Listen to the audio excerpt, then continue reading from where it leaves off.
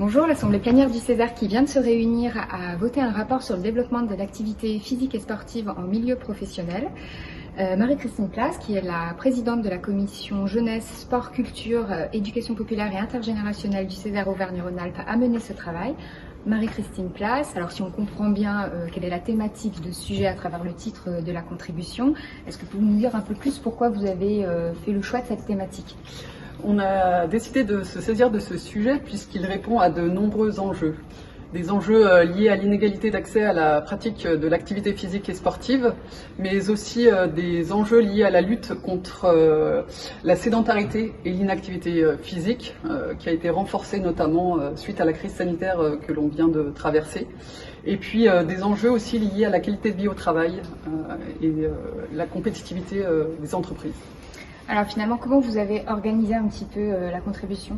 Alors nous nous sommes posé d'abord plusieurs questions, à savoir comment le sport d'entreprise peut contribuer à remettre tout à chacun au sport, et puis comment permettre aux entreprises et aux secteurs d'activité qui sont peu ou pas concernés de développer justement ce sport d'entreprise. Et enfin, quel rôle les collectivités territoriales et notamment la région pourraient jouer dans le développement justement de ce sport d'entreprise. Alors cette contribution comporte un certain nombre de préconisations. Est-ce que vous pouvez nous en citer quelques-unes, ou en tout cas comment vous les avez organisées ? Alors juste pour revenir sur la contribution, elle s'articule autour de 5 grandes parties. La première qui pose le cadre, notamment sur les définitions sémantiques et les enjeux historiques et contemporains. La deuxième partie qui essaye de comprendre le paradoxe, puisque tout le monde est plutôt d'accord pour dire que le sport en entreprise est plutôt bénéfique pour les salariés et les agents, et notamment aussi pour les entreprises. Mais pour autant, il est peu développé. Donc on essaye de comprendre le paradoxe. Sur la troisième partie, on propose des exemples qui sont des initiatives en région.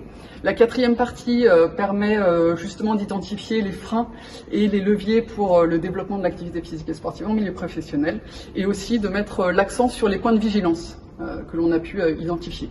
Et enfin, effectivement, la cinquième partie s'articule autour des préconisations, qui s'articulent autour de 5 axes. Le premier axe qui concerne la gouvernance, justement de proposer en fait une gouvernance régionale et territorialisée.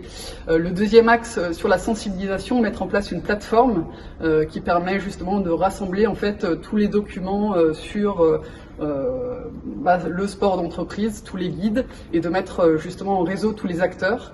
Un troisième axe qui concerne l'organisation, un quatrième axe sur la sensibilisation, et enfin sur l'évaluation justement pour avoir plus de retours sur toutes les actions qui ont pu être mises en place. Écoutez, vous pourrez retrouver du coup l'intégralité de cette contribution qui a été votée à l'unanimité tout à l'heure sur le site internet du César, et puis nous on aura l'occasion de se retrouver pour parler de la commission 7 dans son ensemble sur CTV. Merci beaucoup. Merci à vous.